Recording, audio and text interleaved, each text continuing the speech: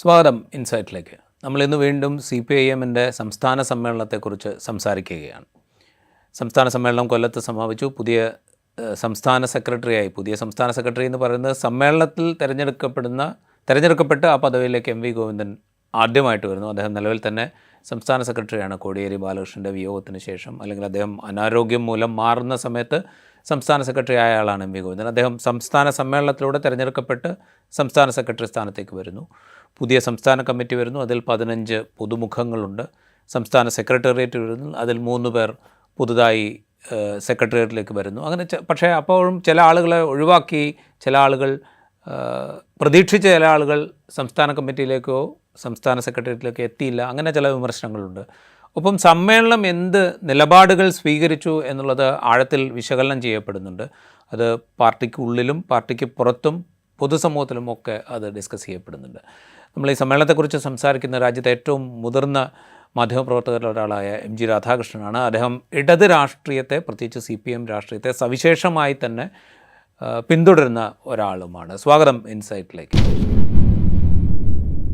എന്ത് തോന്നുന്നു, ഈ കൊല്ലം സമ്മേളനം കഴിയുമ്പോൾ എന്താണ് കൊല്ലം സമ്മേളനം സത്യത്തിൽ ശേഷിപ്പിക്കുന്നത്? CPM-നെ സംബന്ധിച്ച് സവിശേഷമായ എന്ത് കാര്യമാണ് കൊല്ലം സമ്മേളനം CPM-ന് നൽകുന്നത്? CPM അതിന്റെ ചരിത്രത്തിലെ വളരെ സവിശേഷമായ, വളരെ ശ്രദ്ധേയമായ ഒരു ഘട്ടത്തിലാണ് ഇപ്പോൾ എന്നുള്ളത് നമുക്ക് എല്ലാവർക്കും അറിയാം. അതിൽ ഇന്ത്യയിൽ ഇടതുപക്ഷത്തിന് പൊതുവെയും CPM-ന് പ്രത്യേകിച്ചും വലിയ ക്ഷീണകാലമാണ് കഴിഞ്ഞ 10-20 എന്നുള്ളതിനെ പറ്റി നമുക്ക് അറിയാം. പക്ഷേ അതേ സമയത്ത് അതിൽ നിന്ന് വ്യത്യസ്തമായ ഒരു ചിത്രമാണ് കേരളത്തിലെ CPM-ന്റെ കാര്യത്തിൽ ഉണ്ടായിരിക്കുന്നത്. കഴിഞ്ഞ ഒരു 10-20 വർഷമായി തന്നെ, കഴിഞ്ഞ ഈ 2 തവണയുള്ള ഒരു 10 വർഷം അല്ലെങ്കിൽ 10-8 വർഷം എന്നുള്ളതിന്റെ അപ്പുറത്ത്, വാസ്തവത്തിൽ അതിനു മുമ്പ് തന്നെ 2011 മുതൽ തന്നെ CPM കേരളത്തിലെ ഏറ്റവും പാർലമെന്ററി തലത്തിൽ ഏറ്റവും ശക്തമായ ഒരു പ്രകടനമാണ് കാഴ്ചവെച്ചിരിക്കുന്നത്. അത് വളരെ വ്യത്യസ്തമായിട്ടുള്ള, ദേശീയ തലത്തിലും ഒരുപക്ഷെ അന്തർദേശീയ തലത്തിൽ പോലും വളരെ വ്യത്യസ്തമായിട്ടുള്ള ഒരു ചിത്രമാണ് എന്നുള്ളതിനെ പറ്റി ഒരു സംശയവുമില്ല. അത് CPM-ന്റെ ചരിത്രത്തിൽ അപൂർവമായിട്ടുള്ള ഒരു കാര്യമാണ്. അപ്പോൾ CPM-നെ സംബന്ധിച്ചിടത്തോളം ആ പാർട്ടി കേരളത്തിൽ ഏറ്റവും ശക്തമായി നിലനിൽക്കുക എന്നുള്ളത് അത്യന്താപേക്ഷിതമായ കാര്യമാണ്. അതൊരു ജീവൻ മരണ പ്രശ്നം തന്നെയാണ് എന്നുള്ളതിനെ പറ്റി സംശയമില്ല. ബംഗാളിലും ത്രിപുരയിലും ഒക്കെയുള്ള ഇപ്പോഴത്തെ അവസ്ഥ നമുക്കറിയാം.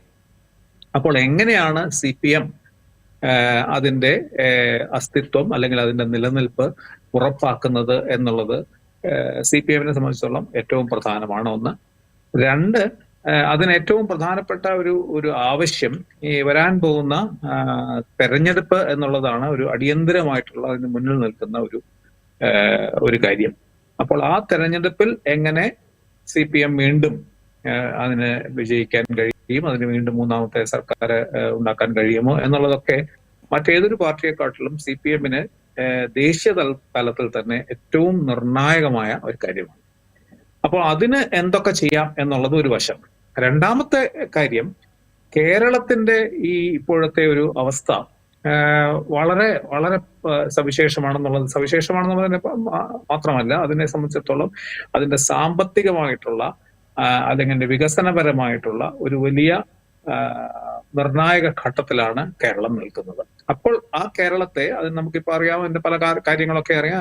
അതിന്റെ മനുഷ്യപരമായിട്ടുള്ള കാര്യങ്ങളിൽ കേരളം ഇപ്പോഴും ഇന്ത്യയിൽ മുന്നിൽ നിൽക്കുന്നു എന്നുള്ളത് ഒരു വലിയ നേട്ടമാണ്.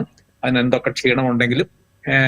അതേ സമയത്ത് സാമ്പത്തിക വളർച്ചയിൽ കേരളം ദേശീയ തലത്തിൽ, ദേശീയ ശരാശരിയിൽ ഏതാണ്ട് 90-കൾ മുതൽ ദേശീയ ശരാശരിക്കൊപ്പോ അതിനപ്പുറം അത് മറികടന്നു പോയ ഒരവസ്ഥയിൽ നിന്ന് അതിന്റെ വളർച്ച അത്ര നല്ല അവസ്ഥയിലല്ല കഴിഞ്ഞ 3 വർഷം സാമ്പത്തിക വളർച്ച. അതിനും കാരണങ്ങളുണ്ട്. കഴിഞ്ഞ 5 വർഷം ഒരുപക്ഷെ കേരളത്തിന്റെ സമീപകാല ചരിത്രത്തിലോ അല്ലെങ്കിൽ കേരളം പിറന്നതിന് ശേഷമോ ഏറ്റവും വലിയ പ്രതിസന്ധികൾ നേരിട്ട വർഷങ്ങളാണ് 2018 മുതൽ. അതായത് ആദ്യം ഉണ്ടായ ഉഖി മുതൽ, പ്രളയം, കോവിഡ്, നിപ്പ, ഇങ്ങനെ എല്ലാ വർഷവും കേരളം ഇതുവരെ നേരിട്ടിട്ടില്ലാത്ത തരത്തിലുള്ള വലിയ പ്രതിസന്ധികളെ, അത് സാമ്പത്തികമായിട്ടും ആരോഗ്യപരമായിട്ടും ഒക്കെ കേരളത്തെ ഉലച്ചു കളഞ്ഞ ഒരു 4-5 വർഷമാണ് ഇപ്പൊ പിന്നിട്ട് പോയത്. അതിന്റെയൊക്കെ ഫലമായിട്ടാകാം വളർച്ച പിന്നിലേക്കായിരിക്കുന്നു എന്നുള്ളത്. അപ്പൊ ഇനി കേരളത്തിന് എന്താണ് നിലനിൽപ്പ്, കേരളത്തിന് എങ്ങനെയാണ് മുന്നോട്ട് പോകാൻ കഴിയുക എന്നുള്ളത് ഒരു വലിയ പ്രശ്നം. അപ്പോൾ ഒരു വശത്ത് കേരളത്തിന്റെ സർക്കാർ പ്രത്യേകിച്ചും അതിനൊരു വലിയ ഒരു ധനകാര്യ പ്രതിസന്ധിയിലാണ് കുറെ കാലമായിട്ട്. ഇപ്പോൾ നമ്മൾ അതിന്റെ ഒരു പരമകോടിയിൽ വന്നെത്തി നിൽക്കുകയാണ്. പല തുകകൾ പണം അടയ്ക്കാൻ കഴിയുന്നില്ല, കുടിശ്ശികകൾ ഉണ്ടാകുന്നു, വികസനത്തിന് വേണ്ടത്ര പണം കിട്ടുന്നില്ല. മറുവശത്ത് അതേ സമയത്ത് കേരളത്തിന്റെ ജനത ഒരു വലിയ വിഭാഗമെങ്കിലും സാമ്പത്തികമായി ഭേദപ്പെട്ട അവസ്ഥയിലാണ്. അതിനിപ്പോൾ സാമ്പത്തിക ശാസ്ത്രജ്ഞന്മാരായ KP കണ്ണനും മറ്റും പറയുന്നത് ഈ മുടിഞ്ഞ തറവാട്, വളർന്ന താവഴികൾ എന്നുള്ള ഒരു പ്രത്യേക രീതിയിൽ അദ്ദേഹം അത് ഒരു വിശദീകരിച്ചിട്ടുണ്ട്. അപ്പോൾ എങ്ങനെയാണ് കേരളത്തിന് വിഭവ സമ്പാദനം കൂടുതൽ വിഭവ സമാഹരണം നടത്തുക എന്നുള്ള ഒരു വലിയ പ്രശ്നമാണ്. അതിന് മുമ്പിലുള്ള നേരത്തെ പറഞ്ഞുള്ള നിലനിൽക്കുന്ന സാമ്പത്തിക പ്രതിസന്ധിക്ക് പുറമെ കേന്ദ്ര ഗവൺമെന്റിന്റെ നയങ്ങളിൽ ഉണ്ടായിരിക്കുന്ന ഒരു വലിയ ശ്വാസം മുട്ടിക്കലുണ്ട്. കേരളത്തിൽ നിന്ന് ഈ ഒരു അവസ്ഥയിൽ കേരളത്തിന് ഇനി മുന്നോട്ട് പോകണമെങ്കിൽ സാമ്പത്തികമായി സമാഹരണം നടത്തണം. കൃഷിയും വ്യവസായവും രക്ഷപ്പെട്ടാൽ മാത്രമേ ഇവിടെ തൊഴിലില്ലായ്മയ്ക്ക് പരിഹാരം കാണുകയുള്ളൂ എന്നൊക്കെയുള്ള തിരിച്ചറിവ് ഒരു വളരെ പ്രധാനപ്പെട്ട കാര്യമാണ്. ഈ ഒരു പ്രതിസന്ധിയുടേതായ, ഈ പലതരത്തിലുള്ള പ്രതിസന്ധിയുടേതായ പാർട്ടിക്ക് സ്വന്തമായിട്ടുള്ളതും കേരളത്തിൻ്റെതുമായ പ്രതിസന്ധിയുടെ നടുവിൽ ആണ് ഈ സമ്മേളനം നടക്കുന്നത് എന്നുള്ളത് വളരെ. അതിനു മുമ്പ് നേരത്തെ പറഞ്ഞ പോലെ അതിന് തെരഞ്ഞെടുപ്പ് എന്ന് പറയുന്ന ഒരു ഇമ്മീഡിയറ്റ് ആയിട്ട് അടിയന്തരമായിട്ടുള്ള ഒരു രാഷ്ട്രീയ ആവശ്യവും അതിന്റെ മുന്നിലുണ്ട്. ഇതിന് നിന്ന് ഈ നിലയിൽ നിന്നുകൊണ്ട് എങ്ങനെയാണ് ഈ 3-4 പ്രശ്നങ്ങളെ അഭിമുഖീകരിക്കുക എന്നുള്ള ഒരു വലിയ ചോദ്യം, വെല്ലുവിളിയെ അഡ്രസ് ചെയ്യുക എന്നുള്ളത് ഈ സമ്മേളനത്തിന്റെയും CPM-ന്റെയും LDF-ന്റെയും ഏറ്റവും വലിയ കടമയാണ്. അതാണ് ഇത് ചെയ്യാൻ ശ്രമിച്ചത് എന്നുള്ളത് ഏറ്റവും പ്രധാനപ്പെട്ട കാര്യം. ഒരുപക്ഷെ കേരളത്തിൽ ഒരു പാർട്ടിയും ചെയ്യാത്തതുപോലെ ഈ പ്രശ്നങ്ങളെല്ലാം ഉണ്ട് എന്നുള്ളത് തിരിച്ചറിയുകയും ആ പ്രശ്നങ്ങൾക്ക് എങ്ങനെയാണ് പരിഹാരം കണ്ടെത്തേണ്ടത് എന്നുള്ളതിന്റെ ഒരു ആലോചനയും അതിനൊരു നയരേഖയുടെ പ്രസന്റേഷനും ഒക്കെ വാസ്തവത്തിൽ അതൊരു വളരെ നല്ല കാര്യമായിട്ടാണ് തോന്നുന്നത്. മറ്റൊരു പാർട്ടിക്കും ഇങ്ങനെ ഒരു ശ്രമത്തിന് വേണ്ടി, ഒരു പരിശ്രമത്തിന് അവരാരും ഇതുവരെ തുനിഞ്ഞില്ല എന്നുള്ളത് നോക്കുമ്പോൾ കേരളത്തിന്റെ ഈ വലിയ സന്ദിഗ്ധ ഘട്ടത്തിൽ ഒരു പരിഹാര ശ്രമം, അത് ആ പരിഹാരത്തിന് മുന്നോട്ട് വെച്ച കാര്യങ്ങളെ പറ്റി മറ്റൊരു പ്രശ്നം, എന്തായാലും ആ ഒരു ശ്രമം നടത്തുന്നുണ്ട് എന്നുള്ളത് ഈ സമ്മേളനത്തെ സംബന്ധിച്ചിടത്തോളം ഏറ്റവും നല്ല കാര്യമായിട്ടാണ് ഞാൻ കാണുന്നത്. അതാണ് ഇതിന്റെ ഏറ്റവും വലിയ പ്ലസ് എന്നാണ് എൻ്റെ അഭിപ്രായം. റൈറ്റ്, അതിലേക്ക് തന്നെ വരാം. സാധാരണഗതിക്ക് CPM-ൻ്റെ സംസ്ഥാന സമ്മേളനമൊക്കെ ചേരുമ്പോൾ, അല്ലെങ്കിൽ CPM-ൻ്റെ ഏത് ഘടകത്തിലെ സമ്മേളനം നടക്കുമ്പോഴും അതിൻ്റെ സംഘടനാപരമായ ദൗർബല്യങ്ങൾ പരിഹരിക്കുന്നതിന് വേണ്ടിയിട്ടോ സംഘടനാപരമായ പാളിച്ചകൾ അവസാനിപ്പിക്കുന്നതിന് വേണ്ടിയിട്ടുള്ള ഒരു ശ്രമങ്ങളുണ്ടാവുക സ്വാഭാവികമാണ്. അതെല്ലാ കാലത്തും നമ്മൾ കണ്ടിട്ടുമുണ്ട്. ഇപ്പോൾ ഈ സമ്മേളനത്തിലും ഒരുപക്ഷെ കഴിഞ്ഞ സമ്മേളനത്തിൽ തുടങ്ങി വയ്ക്കുകയും ഈ സമ്മേളനത്തിൽ തുടരുകയും ചെയ്തത് താങ്കൾ സൂചിപ്പിച്ചതുപോലെ തന്നെ സംസ്ഥാനത്തിൻ്റെ മുന്നോട്ടുള്ള പോക്ക് ഏത് വിധത്തിലാകണം എന്ന വിധത്തിലുള്ളൊരു രേഖ അവതരിപ്പിക്കുകയും അതിന്മേൽ ചർച്ച നടത്തുകയും ചെയ്യുന്നു. കഴിഞ്ഞ തവണ അവതരിപ്പിച്ച രേഖയെ കുറേക്കൂടെ മൂർത്ത രൂപത്തിലേക്ക് ഇത്തവണ കൊണ്ടുവന്നു എന്ന് വേണമെങ്കിൽ പറയാം. കാരണം വെച്ച് കഴിഞ്ഞാൽ തനതായ വിഭവ സമാഹരണത്തിനുള്ള മാർഗ്ഗങ്ങൾ കേരളം കണ്ടെത്തിയേ പറ്റൂ, അതിനെന്ത് വേണം എന്നുള്ളത് ആലോചിച്ചേ പറ്റൂ. അതിൻ്റെ ആലോചനകളിലേക്ക് ഇങ്ങനെ ചില നിർദ്ദേശങ്ങളുണ്ട് എന്നുള്ള മട്ടിലുള്ള ചില കാര്യങ്ങൾ അവതരിപ്പിക്കുന്നു. അത് ഇപ്പോൾ പൊതുവിൽ വ്യാഖ്യാനിക്കപ്പെടുന്ന പോലെ ഈ നയവ്യതിയാനം എന്നുള്ളൊരു ലേബലിൽ കാണണമോ അതോ ഇതൊരു അനിവാര്യമായ ഘട്ടത്തിലുള്ള ഇടപെടലായിട്ട് കാണണമോ? ഒരു പരിധി വരെ ഇതൊരു അനിവാര്യമായ ഇടപെടൽ തന്നെയാണ്. ഈ ഇടപെടലുകൾ എത്രമാത്രം ശരിയാണ്, എത്രമാത്രം സാമ്പത്തികമായി ശരിയാണ്, എത്രമാത്രം ധാർമ്മികമായി ശരിയാണ്, എത്രമാത്രം രാഷ്ട്രീയമായി ശരിയാണ് എന്നുള്ളതാണ് പിന്നെ ചർച്ച ചെയ്യേണ്ടത്. സാമ്പത്തികമായി നോക്കുമ്പോൾ ഒരുപക്ഷെ കേരളത്തെക്കുറിച്ച് ഏറ്റവും കൂടുതൽ പഠിച്ച എല്ലാ സാമ്പത്തിക വിദഗ്ധന്മാരും ഡെവലപ്മെന്റ് എക്സ്പെർട്സും ഒക്കെ പറയുന്നതും നമ്മൾ ഇതുവരെ രൂപീകരിച്ചിരിക്കുന്നത് സംബന്ധിച്ച് അന്വേഷണം നടത്തുന്ന കമ്മിറ്റികളുടെ നിഗമനമൊക്കെ പറയുന്നത് കേരളത്തിൽ അധിക വിഭവ സമാഹരണത്തിനുള്ള സാധ്യതകൾ വേണ്ടത്ര സർക്കാർ ഇതുവരെ പരിശോധിച്ചിട്ടില്ല, അതിനുവേണ്ടി ശ്രമം നടത്തിയിട്ടില്ല എന്നുള്ളത് തന്നെയാണ്. നമുക്കിപ്പോ എങ്ങനെയാണ് ഇവിടെ നേരത്തെ പറഞ്ഞ പോലെ ഒരു ഏറ്റവും കേരളം ഇന്ത്യയിൽ ഏറ്റവും ഉപഭോഗ നിരക്കിൽ ഏറ്റവും മുമ്പിൽ നിൽക്കുന്ന സംസ്ഥാനമാണ്, ഏറ്റവും കൂടുതൽ വിദേശ പണം ഒഴുകി വരുന്ന ഒരു സംസ്ഥാനമാണ്. ഇങ്ങനെ ഒരു വശത്ത് ജനങ്ങളുടെ ഇടയിൽ ഒരു വലിയ വിഭാഗത്തിന്റെ ഇടയിലെങ്കിലും എല്ലാവരും ഒന്ന് നൽകുമ്പോൾ ഒരു സാമ്പത്തികമായി വളർച്ച ഉണ്ടായിരിക്കുന്ന ഒരു കാലമാണ്. നമ്മുടെ കൺസംഷൻ റേറ്റുകൾ നിരക്കുകൾ കാണിക്കുന്നതൊക്കെ അങ്ങനെയാണ്. അപ്പോൾ പലരും സൂചിപ്പിക്കുന്നത് നമ്മൾ വേണ്ടത്ര കേരളത്തിന്റെ വിഭവങ്ങൾ ടാപ്പ് ചെയ്യുന്നില്ല. അത് ജനങ്ങളുടെ സാധാരണക്കാരുടെ ഇടയിൽ നിന്ന് മാത്രമല്ല, ഈ പറഞ്ഞ പോലെ സ്വർണ്ണ കച്ചവടക്കാരിൽ നിന്ന്, അങ്ങനെ പലതരത്തിലുള്ള ഒരുപാട് സാധ്യതകൾ ഇപ്പൊ എക്കണോമിസ്റ്റുകൾ ചൂണ്ടിക്കാണിക്കുന്നുണ്ട്. ഇവിടെ ഒന്നും അല്ലെങ്കിൽ പല രീതിയിൽ ശ്രമം നടത്തും. അപ്പൊ അതൊക്കെ അതിനു വേണ്ടിയിട്ടുള്ള ഒരു ശ്രമം, ഒരു തുടക്കം എന്നുള്ള രീതിയിലാവാം ഈ നിർദ്ദേശങ്ങൾ വെച്ചിരിക്കുന്നത്. പക്ഷെ ഈ നിർദ്ദേശങ്ങളുടെ ഒരു പ്രധാനപ്പെട്ട ദൗർബല്യം ഞാൻ കാണുന്നത്, ഇതിൽ പ്രധാനമായിട്ടും പറയുന്നത് ഇപ്പോഴും ഒരുപക്ഷെ സാധാരണക്കാരുടെ നിന്ന് പണം പിരിക്കാനുള്ള വഴികളെ കുറിച്ചാണ് കൂടുതലും പിന്നെ ഇതിൽ ചർച്ചാ വിഷയമായിരിക്കുന്നതിൽ പരാമർശിക്കപ്പെട്ടിരിക്കുന്നത് എന്നുള്ളത് ഇതിന്റെ ഒരു ദൗർബല്യമാണ്. രണ്ട് രീതിയിൽ ദൗർബല്യമാണ്. ഒന്ന്, സാമ്പത്തികമായി അല്ലെങ്കിൽ വികസനപരമായി തന്നെ അത് എത്രമാത്രം ശരിയാണെന്നുള്ളതിന്റെ പ്രധാനപ്പെട്ട. തീർച്ചയായിട്ടും കേരളത്തിലെ ഈ പല തരത്തിലുള്ള സെസ്സുകളും ലെവികളും, കാരണം നമ്മുടെ കേരളം മാതൃക നിലനിൽക്കുന്നത് ഇങ്ങനെയുള്ള കാര്യങ്ങളുടെ പിന്നെ ചില വെൽഫെയർ ആയിട്ടുള്ള മെക്കാനിസങ്ങളുടെ മുകളിലാണ്. അപ്പൊ നമ്മൾ വിദ്യാഭ്യാസത്തിനും ആരോഗ്യത്തിനും ഒക്കെ നമുക്ക് വാസ്തവത്തിൽ ഇപ്പോൾ നമ്മൾ വളരെ കുറവ് മാത്രമാണ് ചുമത്തിയിരിക്കുന്ന നിരക്കുകൾ. അത് കുറച്ച് കൂട്ടേണ്ടതാണ്. നമ്മൾ ഈ വലിയ ലക്ഷറികൾക്കും ചെലവുകൾക്കും ധൂർത്തിനും മറ്റും ചെലവാക്കുന്ന മലയാളികൾക്ക് വാസ്തവത്തിൽ അവരുടെ പൊതുവിദ്യാഭ്യാസത്തിനായാലും പൊതുജനാരോഗ്യത്തിന്റെ കാര്യത്തിലായാലും ഇപ്പോൾ നിലനിൽക്കുന്ന നിരക്കിൽ നിന്ന് അല്പം കൂടി കൂടുതൽ ചുമത്താവുന്നതാണ് എന്ന് മിക്കവാറുമുള്ള എല്ലാ എക്സ്പേർട്സും ചൂണ്ടിക്കാണിച്ചിട്ടുള്ളതാണ്. ഇനിയായാലും അത് ആലോചിക്കേണ്ടത് തന്നെയാണെന്നുള്ള സംശയമില്ല. പക്ഷെ അതിനപ്പുറത്ത് ചില വളരെ പ്രധാനപ്പെട്ട, ഇപ്പൊ പൊതുമേഖലാ സ്ഥാപനങ്ങളുടെ കാര്യം പറയുന്നുണ്ട്. അതും വാസ്തവത്തിൽ എത്രമാത്രം ഫലപ്രദമാവും, എത്രമാത്രം അത് പ്രത്യയശാസ്ത്രപരമായി ഇടതുപക്ഷത്തെ ന്യായീകരിക്കാനാവും എന്നുള്ള പ്രശ്നങ്ങളൊക്കെ നിലനിൽക്കുമ്പോൾ തന്നെ ഈ പൊതുമേഖലാ സ്ഥാപനങ്ങളെ പുനഃസംഘടിപ്പിക്കേണ്ട കാലം അതിക്രമിച്ചു എന്നുള്ളത് ഒരു സത്യം തന്നെയാണ്. എങ്ങനെയൊക്കെയാണ് ചെയ്യേണ്ടത് എന്നുള്ളതിനെ കുറിച്ചാണ് പിന്നെ ചർച്ചാ വിഷയമാവേണ്ടത്. ഈ ലാഭകരമല്ലാത്ത പൊതുമേഖലാ സ്ഥാപനങ്ങൾ സ്വകാര്യവൽക്കരിക്കുക അല്ലെങ്കിൽ സ്വകാര്യ പങ്കാളിത്തത്തിൽ കൊണ്ടുവരിക എന്ന് പറഞ്ഞാൽ കൂടുതൽ ലാഭം കിട്ടുന്ന സ്ഥാപനങ്ങളിൽ മാത്രമേ അവർക്ക് താല്പര്യം ഉണ്ടാവുള്ളൂ. സ്വാഭാവികമായിട്ടും ആ സ്ഥാപനങ്ങളുടെ റിയൽ എസ്റ്റേറ്റ് വാല്യൂവിലായിരിക്കും അവർക്ക് കൂടുതൽ താല്പര്യം. അപ്പൊ ഇങ്ങനെയൊക്കെ വരുമ്പോൾ ഇടതുപക്ഷം സ്വീകരിക്കുന്ന നിലപാടുകളുമായി ഇത് എത്രമാത്രം പൊരുത്തപ്പെടും എന്നൊക്കെയുള്ള തർക്കങ്ങളും ചർച്ചകളും ഒക്കെ ഉണ്ട്. തീർച്ചയായിട്ടും കൂടുതൽ പണം സമാഹരിക്കാൻ രാഷ്ട്രീയമായിട്ടും ധാർമ്മികമായിട്ടും പ്രത്യയശാസ്ത്രപരമായിട്ടും ഒക്കെ കൂടുതൽ ന്യായീകരിക്കാവുന്ന, കൂടുതൽ സാധൂകരിക്കാവുന്ന ഒരു നിലപാടിലേക്ക് പോകുന്നതിന് പകരം അതിന് മറുകണ്ഠം ചാടി നിയോ ലിബറൽ ആയിട്ടുള്ള ഇതുവരെയുള്ള ചില വഴികളെല്ലാം വീണ്ടും അതല്ലാതെ മറ്റു മാർഗമില്ല എന്നുള്ള രീതിയിലേക്ക് പോവുകയാണെങ്കിൽ ഒരുപക്ഷെ അത് പ്രത്യയശാസ്ത്രപരമായി മാത്രമല്ല രാഷ്ട്രീയപരമായി പോലും ഇടതുപക്ഷത്തിന് അതൊരു തിരിച്ചടിയാവും, പ്രത്യേകിച്ച് തെരഞ്ഞെടുപ്പിന്റെ അടുത്ത് നിൽക്കുന്ന ഘട്ടത്തിൽ. അപ്പോൾ എങ്ങനെയാണ് ജനങ്ങൾക്ക് അംഗീകരിക്കാവുന്ന രീതിയിൽ ഇത് കൊണ്ടുവരാൻ കഴിയുക എന്നുള്ളതാണ് ഇതിന്റെ വെല്ലുവിളി. ഒരു പെൻഡുലം ഇവിടെ ഈ അറ്റത്ത് നിന്ന് മറ്റേ അറ്റത്തേക്ക് പോകുന്ന പോലെ ഇതുവരെ ഒന്നും ടാപ്പ് ചെയ്തിട്ടില്ല. ഇനി നാളെ മുതൽ എല്ലാവരുടെയും ബോൾ പിന്നെ അധിക ഭാരം കയറ്റി വെക്കാം എന്നുള്ളതാണ് ഇടതുപക്ഷത്തിന്റെ ആശയമെങ്കിൽ ബംഗാളിലും മറ്റും ബുദ്ധദേവ് ഭട്ടാചാര്യയ്ക്ക് പറ്റിയ വലിയ അപകടങ്ങളിലേക്ക് നടന്നുകൂടാകില്ല. അപ്പോൾ ഇടതുപക്ഷത്തിന് മുമ്പിലുള്ള ഏറ്റവും വലിയ വെല്ലുവിളി ജനങ്ങൾക്ക് അംഗീകരിക്കാവുന്നതും അതേ സമയത്ത് ഇതുവരെ ചെയ്യാൻ അറച്ചു നിന്ന തരത്തിലേക്ക് ഒരു ധൈര്യമായിട്ട് മുന്നോട്ട് പോകാനും കഴിയുന്ന ഒരു ഫോർമുല കണ്ടുപിടിക്കുക എന്നുള്ളത് എളുപ്പമല്ല. തീർച്ചയായിട്ടും അതിന് എളുപ്പ വഴികളില്ല. അതാണ് വാസ്തവത്തിൽ ഇടതുപക്ഷത്തിന്റെ മുമ്പിലുള്ള വെല്ലുവിളി. രോഗം നമ്മൾ കണ്ടെത്തിയിരിക്കുന്നു, ഈ ചികിത്സ എന്ത് എന്നുള്ളതിലേക്ക് പോവുക എന്നുള്ള രണ്ടാം ഘട്ടം കൂടുതൽ വെല്ലുവിളികൾ ഉയരാൻ സാധ്യതയുണ്ട്, പ്രത്യേകിച്ച് തെരഞ്ഞെടുപ്പുകൾ വരുന്ന സമയത്ത്.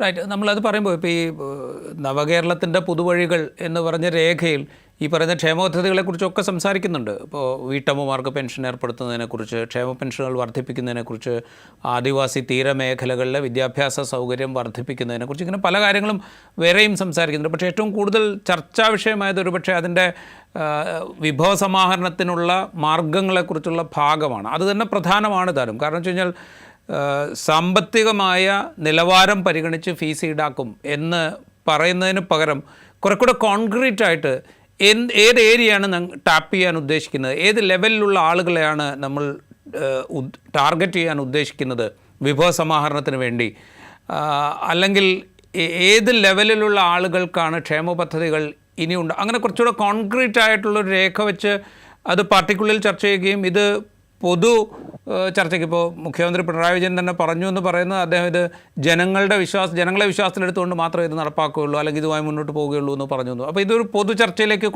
അങ്ങനത്തെ ഒരു സമീപനത്തിലേക്ക് പോകണമായിരുന്നു എന്നാണോ? തീർച്ചയായിട്ടും. അത് മാത്രമല്ല, പൊതു ചർച്ചയ്ക്ക് ആക്കുന്നതിനൊപ്പം തന്നെ ഞങ്ങൾ ഇതിലൊരു ഇരട്ടത്താപ്പ് നയമല്ല സ്വീകരിക്കുന്നത് എന്നുള്ളതിന്റെ ഒരു വ്യക്തമായിട്ടുള്ള ഒരു വിശദീകരണം ജനങ്ങളുടെ മുമ്പിൽ വെക്കേണ്ടതിന്റെ ആവശ്യമുണ്ട്. കാരണം ഞങ്ങൾ ഇന്നലെയൊക്കെ ചെയ്ത സമരങ്ങൾ എന്തായിരുന്നു, അതിൽ നിന്ന് മറുകണ്ഠം ചാടുകയാണോ ഞങ്ങൾ? അത് അതിന്റെ നേരെ വിരുദ്ധമായ ദശയിലേക്കാണോ?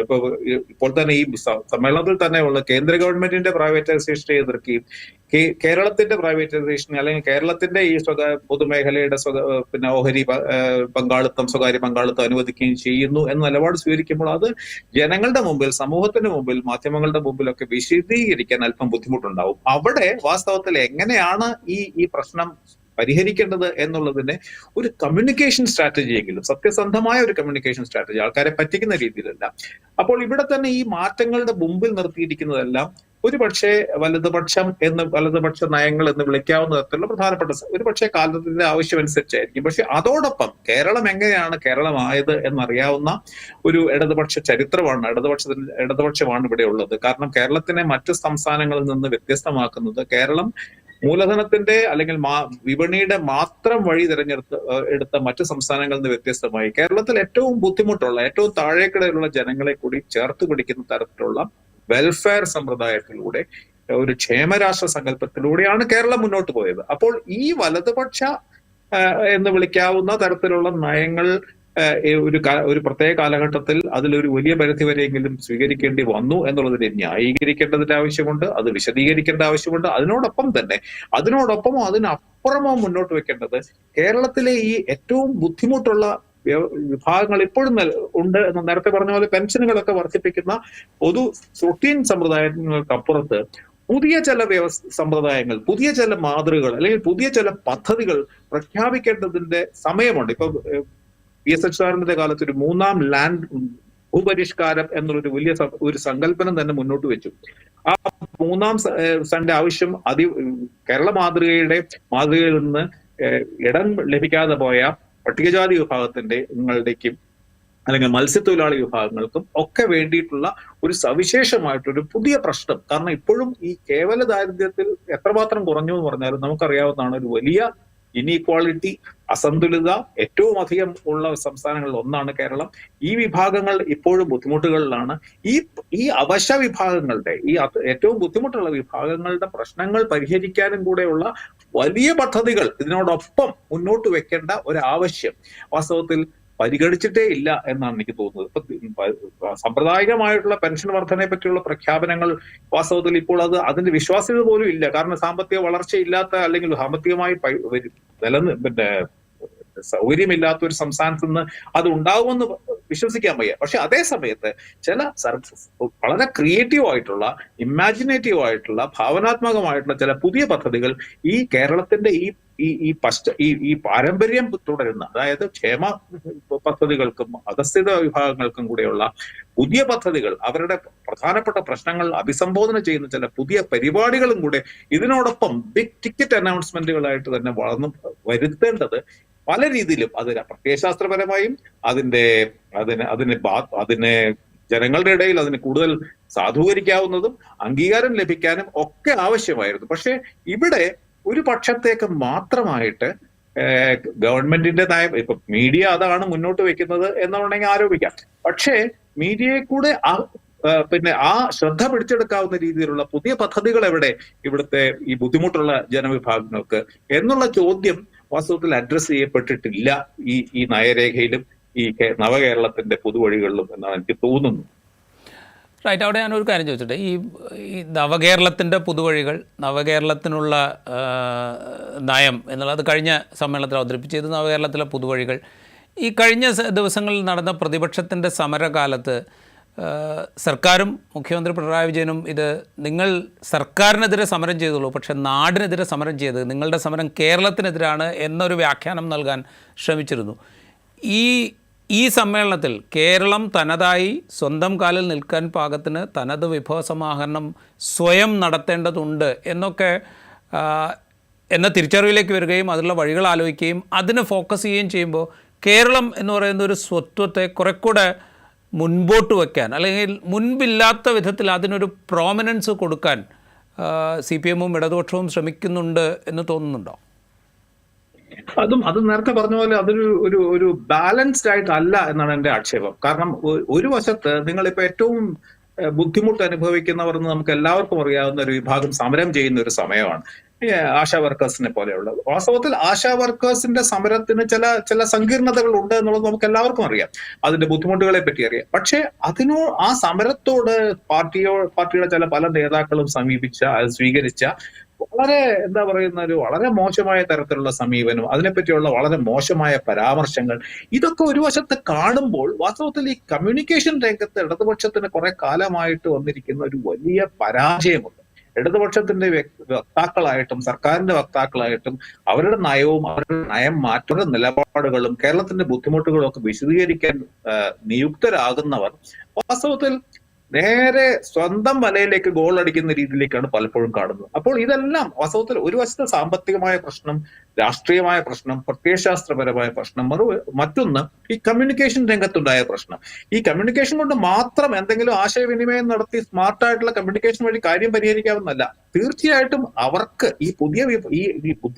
കേരളത്തിലെ ഏറ്റവും ബുദ്ധിമുട്ടുള്ളവർ എന്ന് നമുക്ക് അറിയാവുന്ന അവർക്ക് കൂടെ കൈത്താങ് നൽകിക്കൊണ്ടാണ് ഞങ്ങൾ ഈ പുതിയ നയങ്ങളിലേക്ക് പോകുന്നത് എന്ന് ശക്തമായും ആർജവത്തോടെയും പറയാൻ കഴിയുന്ന ഒരു പരിപാടിയോ ഒരു അജണ്ടയോ ഈ കേരളത്തിന് ഈ ഇടതുപക്ഷത്തിനോ CPM-നോ ഉണ്ടായിരുന്നെങ്കിൽ വാസ്തവത്തിൽ അതിപ്പോ ഇപ്പൊ നേരിടുന്ന പല പ്രശ്നങ്ങൾക്കും അതിനൊരു പരിഹാരമാകുമായിരുന്നു, അതിന് മറികടക്കാൻ കഴിയുമായിരുന്നു. അവിടെ പൂർണ്ണമായി പരാജയപ്പെട്ട തൊഴിലാളി നേതാക്കൾ പോലും, അതായത് ഏറ്റവും ബുദ്ധിമുട്ടുള്ള വിഭാഗങ്ങളിൽ നിന്ന് ഉയർന്നു വന്ന വളരെ പ്രധാനപ്പെട്ട നേതാക്കൾ പോലും സ്വീകരിക്കുന്ന ഭാഷ, അവരുടെ ശൈലി, ഇതെല്ലാം കുറെ കാലമായി പ്രശ്നമാണ്. ഇപ്പോൾ അത് വീണ്ടും പ്രശ്നമാണ്. അത് ഒരു വലിയ എന്താ പറയാ ഒരു വലിയ കമ്മി കാലഘട്ടത്തിൽ വാസ്തവത്തിൽ കൂടുതൽ ക്രിയേറ്റീവായിട്ടും കൂടുതൽ ഭാവനാത്മകവുമായിട്ടുള്ള പരിപാടികളും കമ്മ്യൂണിക്കേഷൻ സ്ട്രാറ്റജിയും സ്വീകരിക്കേണ്ടതുണ്ട് ഇടതുപക്ഷം. അവിടെയൊക്കെ പരാജയമാണ്.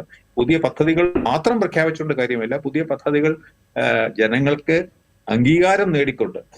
ജനങ്ങളുടെ അംഗീകാരം നേടിക്കൊണ്ട് കൊണ്ടുപോകണമെങ്കിൽ ഇങ്ങനെയുള്ള കുറച്ചുകൂടെ ഹോളിസ്റ്റിക് ആയിട്ടുള്ള, കൂടുതൽ സമഗ്രമായിട്ടുള്ള ഒരു പ്ലാൻ വേണം. ഇടതുപക്ഷത്തു നിന്ന് വലതുപക്ഷത്തേക്ക് നേരെ ഒരു ചാട്ടം ചാടിയാൽ ബുദ്ധദേവിന് പറ്റിയ അപകടങ്ങൾ നമ്മുടെ മുമ്പിലുണ്ട്. ഞാൻ അവസാനമായിട്ടൊരു കാര്യം കൂടി ചോദിച്ചോട്ടെ. ഈ സംഘടനാ സംവിധാനത്തെക്കുറിച്ച് നോക്കുമ്പോൾ ഈ സംസ്ഥാന സമ്മേളനം കഴിയുമ്പോൾ അവിടെ ചെറിയ പരാതികൾ അല്ലെങ്കിൽ പരിഭവങ്ങൾ, ചില പരസ്യമായ വിമർശനങ്ങളൊക്കെ കേൾക്കുന്നുണ്ട്. നമ്മൾ മുൻകാലത്തൊക്കെ കണ്ടിരുന്ന അത്ര പ്രഹരമേൽപ്പിക്കാൻ പാകത്തിനുള്ള അപശബ്ദങ്ങളായിട്ട് തോന്നുന്നുണ്ടോ അതൊക്കെ? അത്രയുണ്ടെന്ന് എനിക്ക് തോന്നുന്നില്ല. കാരണം CPM നേരിട്ട അതിന്റെ ഏറ്റവും കടുത്ത വിഭാഗീയതയുടെ ഘട്ടത്തിൽ വളരെ CPM-ന് നമുക്കൊക്കെ അറിയാവുന്ന കാര്യമാണ്.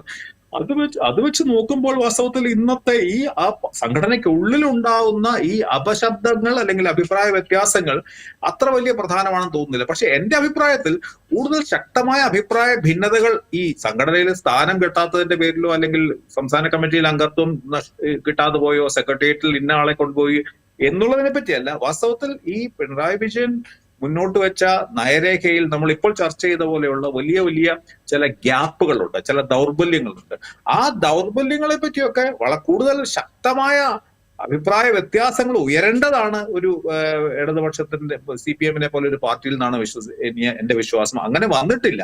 അതാണ് എനിക്ക് തോന്നുന്ന CPM-ന് നമ്മൾ മറ്റൊരു പ്രധാനപ്പെട്ട ദൗർബല്യം. ഒരു കാലത്തും ഇല്ലാത്തതുപോലെ ഒരു നേതാവിൽ, ഒരു സമഗ്രാധിപതിയായ ഒരു നേതാവിലേക്ക് സംഘടന ചുരുങ്ങുമ്പോൾ വാസ്തവത്തിൽ ജനാധിപത്യപരമായിട്ടുള്ള കൊടുക്കൽ വാങ്ങുകൾ, ചർച്ചകൾ, അഭിപ്രായ വ്യത്യാസങ്ങൾ, ഭിന്നതകൾ ഇതൊന്നും മുന്നോട്ട് വരില്ല. അങ്ങനെ വരാതിരിക്കുമ്പോഴാണ് നേരത്തെ പറഞ്ഞ അബദ്ധങ്ങൾ വരുന്നത്. കാരണം ഞാൻ ചെയ്യുന്നതെല്ലാം ശരിയാണെന്ന് ധരിച്ചുകൊണ്ട് ഒരു നേതാവോ ഒരു വിഭാഗവും മുന്നോട്ട് പോകുമ്പോൾ അതിനെ വെല്ലുവിളിക്കാനും അല്ലെങ്കിൽ അതിനെ ചോദ്യം ചെയ്യാനും വിചാരണ ചെയ്യാനും അതിനെപ്പറ്റി അഭിപ്രായ വ്യത്യാസം രേഖപ്പെടുത്താനും ഒക്കെ വേണ്ടത്ര തോതിൽ കുറെയൊക്കെ അഭിപ്രായ വ്യത്യാസങ്ങൾ വന്നിട്ടുണ്ടെന്നും നയരേഖയെ സംബന്ധിച്ച് ചില കടുംപിടുത്തങ്ങൾ കുറഞ്ഞിട്ടുണ്ടെന്നും ഒക്കെ മാധ്യമങ്ങൾ കണ്ടു. അത്രയും നല്ലത്. പക്ഷെ കൂടുതൽ ശക്തമായ അഭിപ്രായ പിന്നെ സംഘടന നടക്കേണ്ടതുണ്ട്. അത് വലിയ വിഭാഗീയമായ അടിപിടിയുടെ കാര്യമില്ല. ഉദാഹരണത്തിന് ഇപ്പൊ കേരളത്തിന്റെ ഈ പ്രശ്നം, ഇപ്പൊ രാഷ്ട്രീയ പ്രശ്നം, BJP-യുടെയും സംഘപരിവാറിന്റെയും അതിശക്തമായിട്ടുള്ള ഭീഷണി നേരിടുന്നുണ്ടെന്നുള്ള ഇടതുപക്ഷം തന്നെ സമ്മതിക്കുന്നതാണ്. വിഭാഗങ്ങളോടെയൊക്കെ ഇടതുപക്ഷത്തോടൊപ്പം നിന്ന പല വിഭാഗങ്ങളും വലിയ തോതിൽ മാറിപ്പോകുന്നതിനെ പറ്റിയൊക്കെ വളരെ വിശദമായി ചർച്ച ചെയ്തിട്ടുണ്ടെന്നാണ് ഞങ്ങൾക്ക് മനസ്സിലാക്കുന്നത്. അപ്പോൾ വാസ്തവത്തിൽ ഈ കേരളത്തിന്റെ ഈ പ്രത്യേക തരത്തിലുള്ള സാമ്പത്തികവും രാഷ്ട്രീയവും വികസനപരമായിട്ടുള്ള പ്രതിസന്ധി പരിഹരിക്കാനുള്ള കൂടുതൽ സമഗ്രമായ ഒരു ചർച്ച പാർട്ടിക്കുള്ളിലും പാർട്ടിക്ക് പുറത്തും, പക്ഷേ EMSന്റെ കാലത്തും മറ്റും കേരള പഠന കോൺഗ്രസ് മുതലായ സംഘടിപ്പിച്ച പോലെ വാസ്തവത്തിൽ ഈ കേരളം ഒരു പ്രത്യേക കാലടി കേന്ദ്രത്തിൽ നിന്നുള്ള ഈ പ്രശ്നം, അല്ലെങ്കിൽ BJP-ക്കെതിരെ വെൽഫെയർ മെഷേഴ്സ് എല്ലാം കൊണ്ട് BJP-യെ അതിന്റെ ഏറ്റവും ശക്തമായ കാലഘട്ടത്തിൽ പോലും വെല്ലുവിളിച്ച ആം ആദ്മി പാർട്ടിയെ പോലൊരു പാർട്ടി അവസാനം ഈ കഴിഞ്ഞ തെരഞ്ഞെടുപ്പിൽ പുറകോട്ടടിച്ചത്. അപ്പൊ ഇതൊക്കെ നമ്മുടെ മുമ്പിലുള്ള വാസ്തവത്തിൽ വലിയ വലിയ മൂർത്തമായിട്ടുള്ള ഉദാഹരണങ്ങളാണ്. ഈ രാഷ്ട്രീയവും സാമ്പത്തികവും വികസനപരവും നേരത്തെ പറഞ്ഞ പോലെ ഇൻഡസ്ട്രി, എഡ്യൂക്കേഷൻ, ഇവിടെയൊക്കെയുള്ള ഈ പുതിയ കാലഘട്ടത്തിന്റെ പ്രശ്നങ്ങൾ ചർച്ച ചെയ്യാൻ വാസ്തവത്തിൽ ഒരു ഒരു സംസ്ഥാന പഠന കോൺഗ്രസ് പോലെയോ വിശദമായ ഒരു ചർച്ച നടത്തുന്നതാണ് പാർട്ടിക്ക് ഉള്ളിലും പാർട്ടിക്ക് പുറത്തും. അവിടെയൊക്കെ ഈ അമിത കേന്ദ്രീകരണം, അധികാരത്തിന്റെ അമിത കേന്ദ്രീകരണം ഒരിക്കലും ഇല്ലാത്ത പോലെ CPM-ൽ ഉണ്ടായിരിക്കുന്നതാണ് അതിന്റെ എതിർവശത്ത് നിൽക്കുന്ന ഏറ്റവും വലിയ വെല്ലുവിളി. പക്ഷേ അവിടെ നമ്മൾ നോക്കുമ്പോഴേ ഇപ്പോൾ 1998 CPM-ൻ്റെ സംസ്ഥാന സെക്രട്ടറി സ്ഥാനത്തേക്ക് പിണറായി വിജയൻ എത്തുന്ന ചടയൻ ഗോവിന്ദൻ്റെ നിര്യാണത്തെ തുടർന്ന് 2002 അദ്ദേഹം ആദ്യമായിട്ട് സംസ്ഥാന സെക്രട്ടറിയായി സമ്മേളനത്തിലൂടെ തിരഞ്ഞെടുക്കപ്പെടുന്നു. അവിടെ നിന്ന് ഇങ്ങോട്ട് നമ്മൾ നോക്കിയാൽ 1998 മുതൽ 2024 വരെ അല്ലെങ്കിൽ 2025 വരെ എന്ന് പറയുമ്പോൾ ദീർഘമായൊരു കാലയളവുണ്ട്. ഇത്രയും കാലയളവ് പാർട്ടി സംവിധാനത്തെ, സെക്രട്ടറി സ്ഥാനം ഒഴിഞ്ഞതിന് ശേഷം പാർലമെൻ്ററി സംവിധാനവും പാർട്ടി സംവിധാനവും ഒരുപോലെ ഇതിങ്ങനെ മാനേജ് ചെയ്ത് കൊണ്ടുപോവുക എന്ന് പറയുമ്പോൾ നമ്മളതിനെ ഈ സർവാധിപത്യത്തിൻ്റെ ലക്ഷണമെന്ന് പറയുമ്പോൾ പോലും അതിൻ്റെ ഒരു മാനേജ്മെൻറ്റ് വൈദഗ്ധ്യം നമുക്ക് അംഗീകരിക്കാൻ പറ്റില്ലല്ലോ. തീർച്ചയായിട്ടും അത് നേരത്തെ പറഞ്ഞ പോലെ, കാരണം ഈ കാലഘട്ടത്തിൽ തന്നെയാണ് CPM പാർലമെന്ററി രംഗത്ത് ഏറ്റവും വലിയ വിജയം ഈ കേരളത്തിൽ ഉണ്ടായത്. വിജയന്റെ ഈ കാലഘട്ടം തന്നെയാണ്. പക്ഷെ അതുകൊണ്ട് കേരളത്തിലെ പ്രശ്നങ്ങൾ എന്നുള്ളത് നമ്മുടെ മുമ്പിലുണ്ട്. ഒരു പക്ഷേ അത് എതിർപക്ഷത്തിന്റെ ദൗർബല്യം കൊണ്ടോ എതിർപക്ഷത്തിൽ ഉണ്ടായിരിക്കുന്ന ഭിന്നതകൾ കൊണ്ടോ അതിനൊക്കെ ഉപരി ഒരു മൂന്നാം ചേരി, BJP എന്ന് പറയുന്ന ഒരു മൂന്നാം ചേരി ഇടതുപക്ഷ വിരുദ്ധ വോട്ടുകളെ ആദ്യമായിട്ട് ഭിന്നിപ്പിച്ച, പിന്നെ ഇപ്പോൾ ഇടതുപക്ഷത്തു നിന്ന് അങ്ങോട്ട് വോട്ട് പോകുന്നുണ്ടെന്നുള്ള ശരിയാണ്. പക്ഷെ ഈ 20 വർഷത്തെ കണക്കെടുക്കുകയാണെങ്കിൽ ഇടതുപക്ഷത്തിന്റെ, കേരളത്തിലെ CPM-ന്റെ ഈ ഒരു വലിയ മുന്നേറ്റത്തിന്റെ അടിസ്ഥാനപരമായ കാരണം ഇടതുപക്ഷ വിരുദ്ധ വോട്ടുകളിൽ ഉണ്ടായിരിക്കുന്ന ഈ ഒരു നെടുകയുണ്ടായ ഒരു പിളർപ്പാണ്. അതൊക്കെ EMSന്റെ കാലത്തും മറ്റും വിശദമായി അതിനെപ്പറ്റി പഠിച്ചിട്ടുണ്ട്. കാരണം ഇവിടുത്തെ ന്യൂനപക്ഷങ്ങളുടെ ഇടയിൽ ഇടതുപക്ഷ സ്വാധീനമില്ലാത്തതാണ് ഇടതുപക്ഷ വോട്ട് ബാങ്കിൽ ഒരു കാര്യമായ വർധന ഉണ്ടാക്കാൻ കഴിയാത്തത്. 40%, 50% എന്നൊക്കെയുള്ളത് പഠിച്ചിട്ടുണ്ട്. അപ്പൊ പക്ഷെ വിചാരിച്ചിരിക്കാതെ നമ്മളിപ്പോ ഈ ഫോറിൻ റെമിറ്റൻസസ് കൊണ്ട് കേരളം പ്രത്യേകിച്ച് സാമ്പത്തികമായിട്ട് 90കളിൽ അത്ഭുതകരമായി കേരളത്തിന്റെ സാമ്പത്തിക വളർച്ച ഉണ്ടായി എന്ന് പറയുന്ന പോലെയാണ് 90കൾ മുതലുള്ള കേരളത്തിന്റെ രാഷ്ട്രീയ പിന്നെ അതിന്റെ ചിത്രത്തിൽ, രാഷ്ട്രീയ ഭൂപടത്തിൽ ഈ BJP-യുടെ ഒരു വലിയ കടന്നുവരവ് വാസ്തവത്തിൽ ഇടതുപക്ഷത്തിന്റെ ഈ 20 വർഷത്തെ വളർച്ചയ്ക്ക് അല്ലെങ്കിൽ 20 വർഷത്തെ അതിന്റെ ഒരു മുന്നേറ്റത്തിന് പ്രധാനപ്പെട്ട കാരണമായിട്ടുണ്ട്. അപ്പൊ അതൊരു അർത്ഥത്തിൽ അതൊരു നെഗറ്റീവ് ആയിട്ടുള്ള ഒരു പിന്നെ ഇഫക്റ്റ് ആയിരിക്കാം. പക്ഷെ ഈ ഒരു കാരണം കൊണ്ടാണ്, അപ്പൊ ആ കാരണം പോലും ഇപ്പോൾ വാസ്തവത്തിൽ അത് കടന്നിട്ട് ഇന്ന് ഇടതുപക്ഷത്തേക്ക് ആ BJP-യുടെ വോട്ടുകൾ വ്യാപിക്കുന്ന ഒരു പ്രത്യേക കാലഘട്ടത്തിലേക്കാണ് നമ്മൾ പോകുന്നത്. അപ്പോൾ ഈ ഇടതുപക്ഷത്തിന് പിണറായി വിജയന്റെ നേതൃത്വത്തിന്റെയും സംഘടനാപരമായിട്ടുള്ള ശക്തിയും ഒരു വശത്ത് അതിന്റെ വിജയത്തിന് പ്രധാനപ്പെട്ട കാരണമാണെങ്കിലും ആ സംഘടനയ്ക്കുള്ളിൽ ഉണ്ടായിരിക്കുന്ന ഈ കേന്ദ്രീകരണം വാസ്തവത്തിൽ മറ്റൊരു തലത്തിൽ ദൗർബല്യമായിട്ട് തന്നെ വന്നിരിക്കുന്നു. പുതിയ കാലത്ത് അതായത് BJP-യും കൂടെ കടന്നു വരികയും സാമ്പത്തികമായ കേരളം ഒരു തകർച്ചയിൽ ഒരു വലിയ ബുദ്ധിമുട്ടിലേക്ക് ഒക്കെ ചെയ്യുമ്പോൾ സംഘടനയ്ക്കുള്ളിൽ വളരെ വളരെ എന്താ പറയാ, വളരെ സജീവമായിട്ടുള്ള ചർച്ചകൾ, ജൈവപരമായിട്ടുള്ള ചർച്ചകൾക്ക് ആവശ്യമുണ്ട്. ആ ആവശ്യത്തിന്റെ മുമ്പിൽ ഒരു പ്രധാനപ്പെട്ട പ്രതിബന്ധം ഇന്ന് ഈ അമിത കേന്ദ്രീകരണമാണ് എന്നുള്ളതിനെ പറ്റി ഒരു സംശയമില്ല. അതൊക്കെ ഇപ്പോൾ ഇനിയും അതൊന്നും അഫോർഡ് ചെയ്യാൻ പറ്റാത്ത ഒരവസ്ഥയിലേക്ക് കാര്യങ്ങൾ എത്തി എന്നാണ് എൻ്റെ അഭിപ്രായം.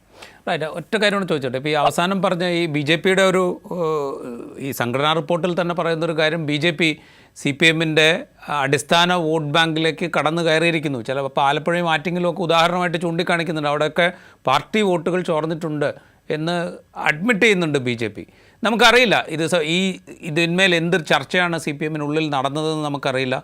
ഇതിനെ പ്രതിരോധിക്കാനായിട്ട് പ്രായോഗിക തലത്തിൽ എന്ത് നടപടികളാണ് CPM സ്വീകരിക്കാൻ തീരുമാനിച്ചിരിക്കുന്നത് എന്നെ സംബന്ധിച്ചുള്ള ഒരു വിശദീകരണം ഇതുവരെ വന്നിട്ടില്ല.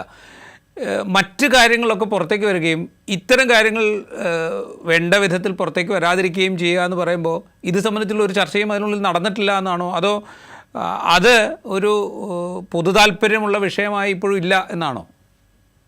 അതെ, എനിക്ക് തോന്നുന്നത് അതിന്റെ കുഴപ്പവും നമ്മൾ ഇടതുപക്ഷം അല്ലെങ്കിൽ CPM തിരിച്ചറിഞ്ഞിട്ടുണ്ട്. അതായത് നേരത്തെ രാജീവ് പറഞ്ഞ പോലെ ഈ ഇടതുപക്ഷത്തിൽ നിന്ന് വോട്ട് ചോർച്ച ഉണ്ടാകുന്നുണ്ട്, അതൊരു വലിയ അപകടത്തിലേക്ക് പോകുന്നുണ്ട് എന്നുള്ള തിരിച്ചറിഞ്ഞിട്ടുണ്ട്. പക്ഷെ അതിനെ എങ്ങനെ പ്രതിരോധിക്കാം എന്നുള്ളതിന് വേണ്ടത്ര, അതായത് നേരത്തെ പറഞ്ഞ പോലെ അത് പാർട്ടിക്കുള്ളിലും പാർട്ടിക്ക് പുറത്തും ഇടതുപക്ഷത്തിനുമായിട്ട് ഇടതുപക്ഷം നിലനിന്ന് ആഗ്രഹിക്കുന്നവരിൽ നിന്നും അതിനെതിരാളികളിൽ നിന്നും ഒക്കെയുള്ള ഒരു അഭിപ്രായത്തിന് സമയമാണ്. അത് വേണ്ടത്ര ചെയ്തിട്ടില്ല, പാർട്ടിക്കുള്ളിൽ ഉണ്ടായിട്ടില്ല. മാത്രമല്ല ആർക്കും ഇമ്മീഡിയറ്റ് ആയിട്ടുള്ള ഉത്തരവില്ല. അതിൽ ഒരു പ്രധാനപ്പെട്ട ഉത്തരം തീർച്ചയായിട്ടും കേരളത്തിന്റെ വികസന പ്രതിസന്ധിയിൽ കേരളത്തിനെ മുന്നോട്ട് കൊണ്ടുപോകാനുള്ള വളരെ കൃത്യമായ ഒരു പ്ലാനും പദ്ധതിയും അതിന്റെ നിർവാഹക ശേഷിയുമുള്ള ഒരു സർക്കാർ എന്ന് പറയുന്നത് വാസ്തവത്തിൽ ഒരു വലിയ ഒരു പരിധി വരെ അതൊരു വലിയ ഈ പ്രശ്നം അഡ്രസ് ചെയ്യാൻ കഴിയും. പക്ഷെ അത് പോരാ എന്നുള്ള സംശയമില്ലാത്ത കാര്യമാണ്. കാരണം കേജ്രിവാളിന്റെ ഉദാഹരണം നമ്മുടെ മുമ്പിലുണ്ട്. കേജ്രിവാൾ 2014 മറ്റോ BJP-യുടെ ഏറ്റവും വലിയ മോദി തരംഗത്തിനിടയിലാണ് അതിനെ ചെറുത്ത് നിന്നത് ഡൽഹിയുടെ അടിസ്ഥാന വിഭാഗങ്ങളുടെ പ്രശ്നങ്ങൾ പരിഹരിക്കാൻ ഞങ്ങൾക്ക് ഉത്തരമുണ്ട്, അത് നടപ്പാക്കും എന്നുള്ള സത്യസന്ധതയോടുകൂടിയായിരുന്നു.